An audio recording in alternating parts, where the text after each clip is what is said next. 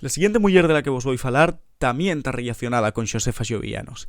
E ya que si la anterior foi la primera en escribir poesía en asturiano, ella foi la primera en escribir novela na nuesa lingua, non la primera muller, la primera persona en escribir novela en asturiano. Sí, ella lle Enriqueta González Rubín. Nació en el año 1832 en Ribasella y quedó huérfana de muy niña. Fue madre soltera y en el año 1859 casó con Xuan Echevarría. En 1874 marcharon pa Ifiestu y en 1879 morrió de cáncer. Sí, son pocos los datos biográficos que tenemos de esta mujer, pero lo más interesante sobre ella non lle la sotra y autoría vital. Fue la primera persona en escribir novela en asturiano. Dice pronto, pero hay que tener en cuenta lo difícil que era pa una mujer poder dedicarse les lletres nese momento histórico, como pa encima facelo nuna lingua como el asturiano. La verdad que lle de admirar.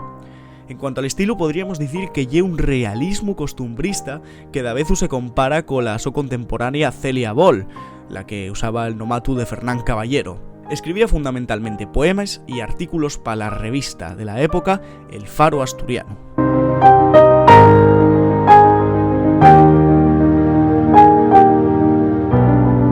En 1875 publica la que sería la su obra predileuta, la que sería esa primera novela escrita en asturiano de la que se tiene constancia, El viaxe de tío Pacho, el sordo a Oviedo.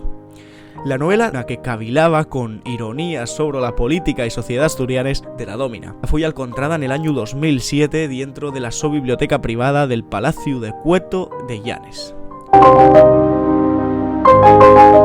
Fue autora de artículos, poemas y narraciones, lo mismo que una novela por entregues que se publicaba en el periódico El Faro Asturiano. Utilizaba los seudónimos de La Pita Viella, La Cantora del Sella y Xuna Aldeana del Sella para roblar los textos.